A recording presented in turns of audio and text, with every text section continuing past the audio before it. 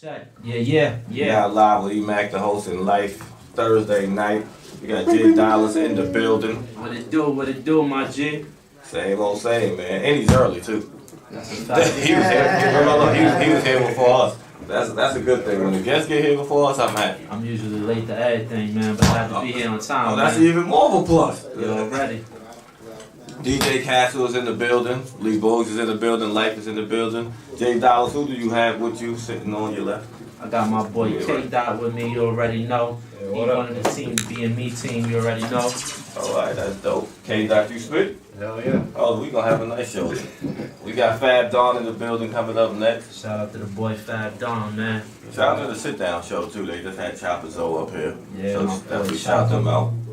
Chopper Zoe was in the building. He was doing his thing. I was listening from the outside. Chopper, I'm gonna see you real soon, big dog. Oh, that means you gotta top them balls too, cause I heard Chopper too. Oh yeah, man. We're gonna bring them balls off the top at that. You know what I'm saying? Definitely like that. Now tell everybody where you from, my guy.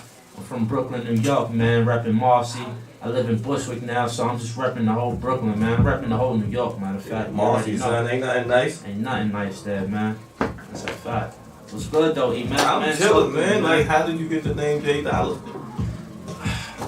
Listen, man. I was growing up in the hood, and I used to go in the hallway all the time. And my pops, his older brothers, and them used to just beat me up. So I'd be like, yo, y'all beat me up to get me tough, and let me get $1, man. So they used to start calling me J Dollar. You feel me? So I always wanted to go to the store and get that little candy as a little kid and all that. So you was taking that ass whooping for the $1. Exactly. You know what I'm saying? I had to get tough, you know what I'm saying? So I was fighting back, don't get it twisted, you know what I'm saying? But that's just how the name came about, you know what I'm saying? So they started calling me J Dollar, and it just kind of stuck. I added the Z because we trying to get a couple million, so, you know what I'm saying? Now, I want to know if this is true or not. I heard you wanted to be a DJ growing up, but that's what you started off doing. Yeah, man. I wanted to be a DJ. My Uncle Waz and my pops, they used to go around DJing and all that. Shout out to DJ Lance, too. My pops and them was real cool with him. You know what I'm saying? And so, like, my pops had got me some turntables and all that when I was a young little kid. And I used to be in my room just spinning my little records. I had the whole Black Album on vinyl and all that, so I was just mixing and doing all that fly stuff. And then I was just like, yo, I want to pick up the pen, man. What about you? About me, K-Dot. Yeah, what about K-Dot? Actually, he gave me that name. Basically, I was trying to figure out a stage name. So, How hard is it to figure out a stage name? For me, basically, I want something that's catching that people will gravitate to. Yeah. So, he was like, just use K-Dot for now, and then, we figure out something out that's more gravitating to it. It's a Kendrick K-Dot too. Yeah. There's too many K-Dots out there, but in the future, I'm going to change it. You gonna change it? Do you got anything in mind? Not at the moment, no. I'm still searching. So how long both of y'all been rapping? I've been rapping since maybe, I would say over 10 years, man. Easily over 10 years. I started out freestyling. Like I said, just wanting to be a DJ. I started out freestyling, just going crazy when I was going to school, coming home from school, just freestyling with the homies. And my homeboy J.O., he was like, yo, you gotta start writing, man. You gotta start writing. And I never wanted to write, but eventually why I is did. that? I don't know, man. It was just something about the pen. So I'm visually impaired, man. So like I got an eye condition called optic nerve hypoplasia. So even when I write down my raps, I really like in the booth I can't read it, like hold a phone far or hold a book far for me to read my raps. So everything was off of memory. So freestyling just came naturally to me because it's like even if I write a rap, I'm not gonna look back at it.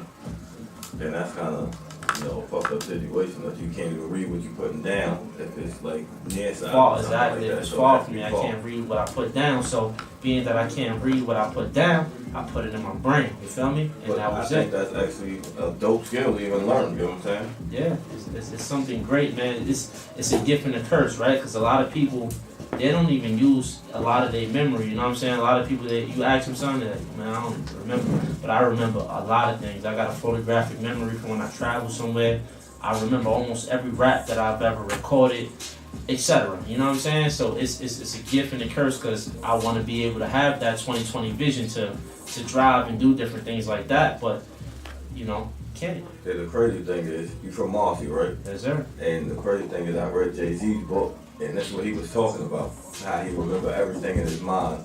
Like his pops used to drop him off places, and he would always remember where he was at to get back to that place. Get back to that place. Yeah. So as you saying, I see the resemblance. Is Jay-Z one of the people that you actually look up to, being from Marcy? That's my idol, man. I grew up listening to Hov, man. Everything was Jay to me, and not just because I'm from Marcy, but just for some reason I connected with the way he was rapping, and then I was like, yo, I want to kill my idol, so I want to be better than my idol, and he was my idol growing up. So I was like, yo, I gotta be better than him, man. Do you listen to anybody else? I listen to real music, man. I love J. Cole, Kendrick. A lot of people say that, but those are the types of dudes I love. Eminem. I just like people who got a real message in their music, man. Somebody that's really saying something, you know what I'm saying? What about you, K-Dot? Yeah, I'm more with the conscious, spiritual side of hip hop. So I like more conscious music, like people that talk about what's going on in the world. Yeah. Than rather, material things. So no Uzis and Yachis and all that in the car. That's what we say? say? None of that. Chinks is in the car, man. R.I.P. him, man. He definitely in the car, man. My cousin Flyboy D over there in the cut. He really put me on the Chinks crazy. Like I was like kind of in the low with Chinks. Like I would listen to him on the French mixtapes and all that. But I was like, yo, he never had nothing by himself. But then my cousin, he put me on. Ever since then, me and Chinks been rocking. When I get on crazy, the Chinks. Man. When I get on crazy, I'm always rap for Chinks, man. I put that in my mind already. I'm always rapping for him, man. I feel like he would have been a legend if he would have been around, man. And a lot of people feel that way. They feel that his time was definitely there, and it just got cut short. It did, man. It did. That's sad. Yeah, it was a sad situation. He had his time coming. Yeah. And it seemed like for them, like basically the riot squad is like Stack Bundle's same situation. You know what I'm saying? When it was his time, they took his time away from him. Chinks was here, they took his time away from him. And I mess with Joe Buttons a lot too, man. I'm always up on his new albums. Those are just some of the people that I really like listening to, man. And Joe should have stayed out of that beef with Drake because that's two different lanes. You know what I'm saying? But you can't win that situation with Drake. Not nobody could win that some music a long time ago. Did I, man? Yes, I a long time ago. We put one of your songs on the website, mergerlanes.com website. Nice. I tagged you in it. You ain't never get back, so I had to take your video down. I believe you, big dog, man. Be crazy. He ain't get back. I took the video down. Then crazy thing is Sandy connected it all back. All back together. It's a small world, man. Once you in it, it's a small world, but it's about kicking that door in. You know what I'm saying?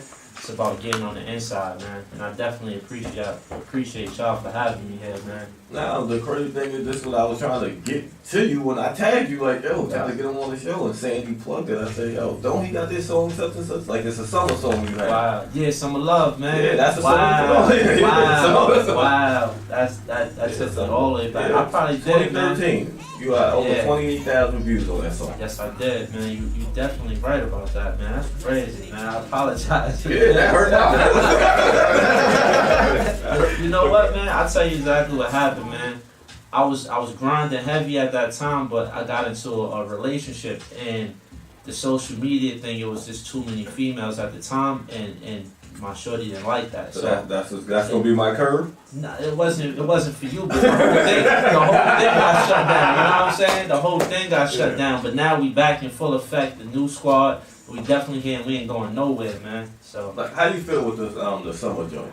Cause that was a big record for you. Summer Love, man. I love that song, man, and I still want to push that song way more because it's underrated and it's a great song for the ladies. The video was dope too. Yes, it was. It was a great record overall, man. I need to do way more promotion, way more stuff with that record, and I'm gonna get back to that, and people gonna see that. That's gonna be like that old school Drake when I blow. They're gonna be like, yo, this was hot too. You know what I'm saying? That's just what it's gonna be like. Because I'm wondering why you ain't push it more.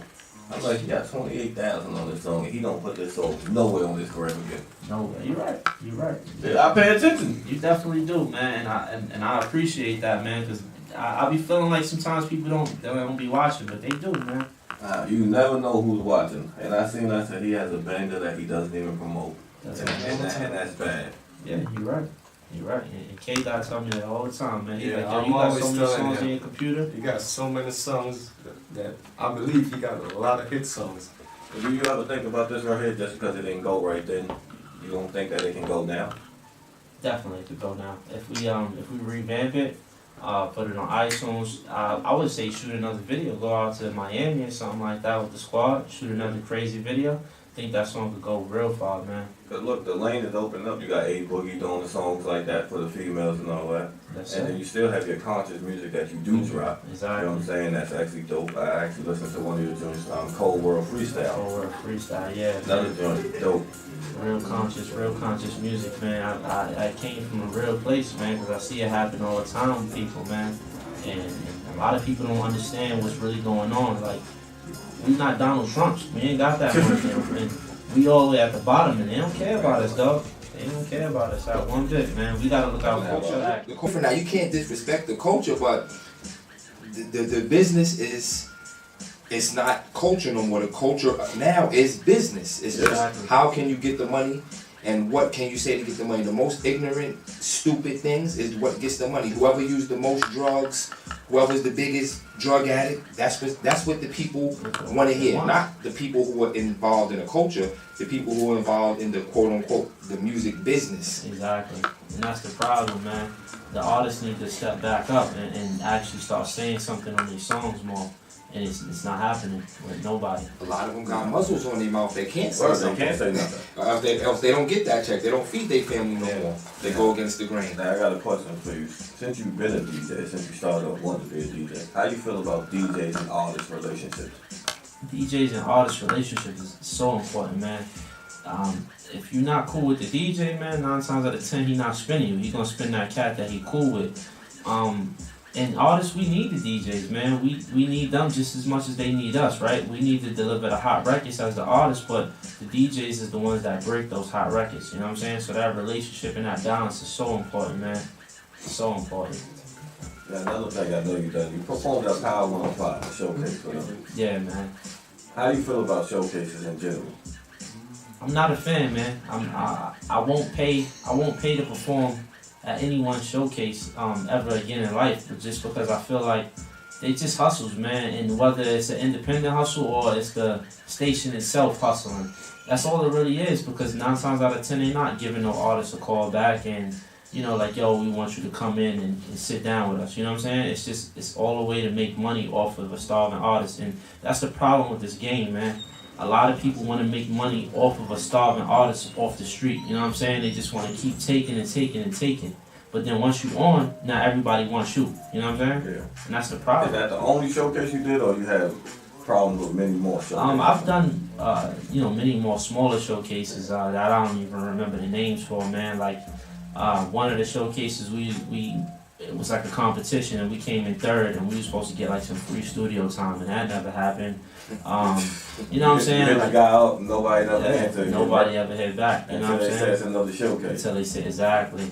You know what I'm saying? So there's been plenty of those types of events where we went and we did them, and nothing ever came out of it. As opposed to, like, I did a U.S. Open, the tennis joint in Queens, and that was free. And we went and we rocked the stage for like 30 minutes. Me and my boy Nice or whatever. Shout out to him. You know what I'm saying?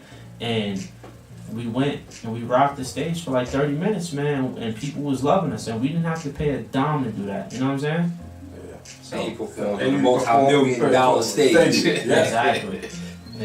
You got the exposure and everything that you actually wanted off it. But that's what they try to push with the showcase. Like, we give you a chance to showcase your talent and all that, but they also get your money on top of it. Yeah, they just want that paper, because if you really, like I said, if you really wanted to showcase somebody's talent, alright, you could charge people at the door. You know what I'm saying? $10, $15 to get in. You know what I'm saying? And give them a little free drink ticket or something like that. You know what I'm saying? And make it worth their while. And that's it. And then the artists, they come and they perform and they do their thing. But they not out for that. They want to charge you $85 and then still charge everybody else that you bring in to come to the door, man. Or they want you to sell the tickets. Exactly. To your people. You gotta pay $500, and if you sell your tickets, you'll get your money back. No, I'm not doing that, man. But how do you feel about this right here? When people don't come and support their artists? I don't like that, man. Do you feel that's a problem? Like, if you had 10 tickets, do you think you could get 10 tickets though? Me personally, I think I can get 10 tickets off. Now, will all 10 of those people come out? That's a different question, right? Like you said, coming to support that artist. I could sell them, but I don't know how many people will actually come out, and that's been proven from showcases. You know what I'm saying? Like, we go to showcases. I'm like, yo, yeah, come out. It's only $10 to get in the door, and at the end of the day, the people that you see here with me will be the same people that I at that showcase with probably like 2 or 3 other people. But I'll probably be in a spot like 5 deep, and we still rip the stage. But at the end of the day, if I'm not in the spot 30, 40 deep, then nobody really want to talk. And that's what I was about to say, because they definitely looking for that. When they see you coming through the door, they want to say, who the fuck is that? Exactly. That's what they want to see. They want to see that. Even if you trash, you can come through the door 40 deep of garbage. As long as you came 40 deep and everybody got a shirt on, that's all they're going to start taking to it like, yo, something's fire. They're going to tell you. They want to know what you did to be able to get 40 people. They're going to tell you on fire. And they don't really believe that, but you can bring 40 people out. But you look like money. You look like money, so you look look like something. Yeah, and that's all this industry is about, man. It's about fake image, man.